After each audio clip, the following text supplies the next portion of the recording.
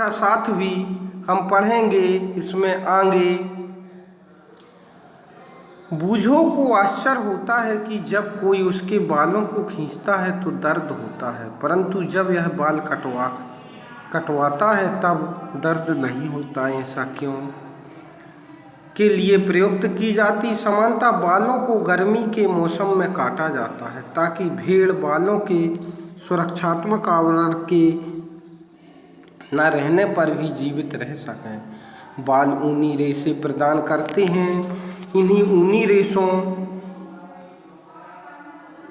रेशों को संसाधित करके ऊन का धागा बनाया जाता है।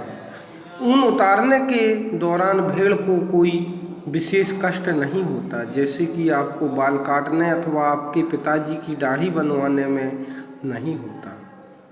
क्या आप जानते हैं ऐसा क्यों होता है? त्वचा की सबसे ऊपरी परत अधिकांशतः मृत कोशिकाओं से बनी होती है।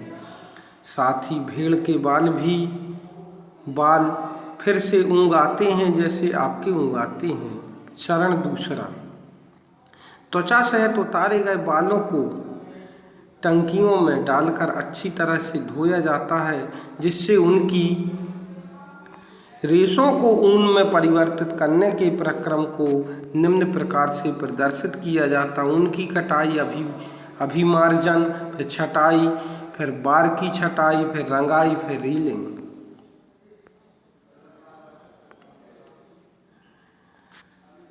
तो व्यावसायिक संकट, चिकनाई, धूल और गर्द निकाल जाए, यह प्रक्रम अभिमर्जन कहलाता है। आजकल अभिमर्जन मशीनों के द्वारा किया जाता है। फिर चरण तीसरा, अभिमर्जन के बाद छटाई की जाती है।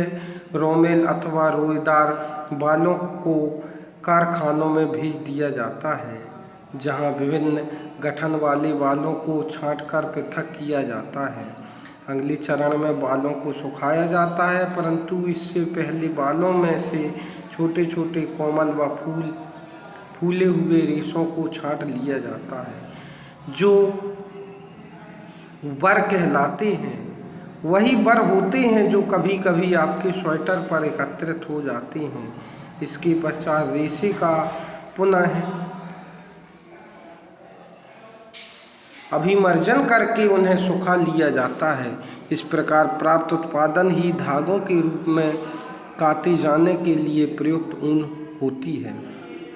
चरण 5, रेशों की विभिन्न रंगों में रंगाई की जाती है, क्योंकि भेड़ अथवा बकरी का सामान्य ऊन काली, भूरी अथवा सफ़ेद होती है।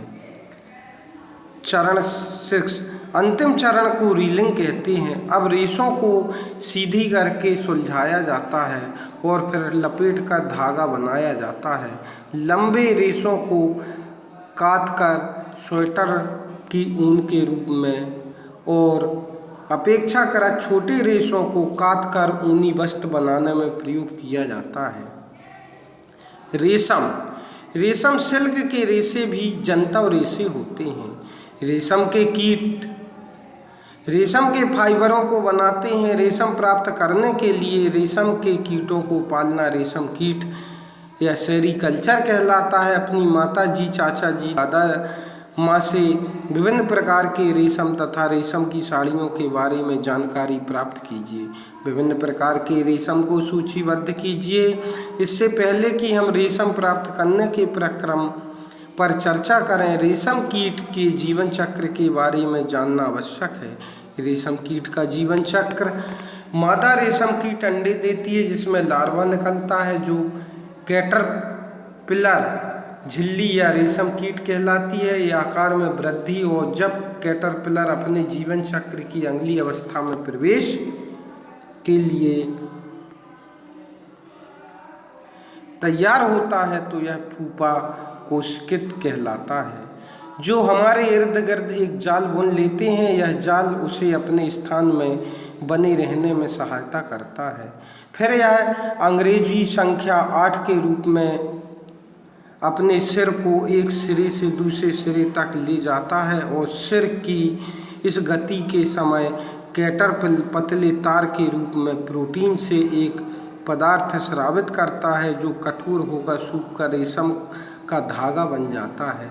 जल्दी है कैटरपिलर स्वयं को पूरी तरह से रेशम के रेशों से ढक लेता है और पूपा बन जाता है। यह आवरण कोकून कहलाता है। कीट का इसके लिए आगे का विकास कोकून के भीतर होता है। रेशम के रेशों का उपयोग रेशम के वस्त्र बनाने के लिए किया जाता है। क्या आप कल्पना कर सकते हैं कि रेशम का मृदु रेशे स्टील के तार जितना मजबूत होता है। रेशम का धागा रेशम कीट के कोकून से प्राप्त रेशों से तैयार किया जाता है।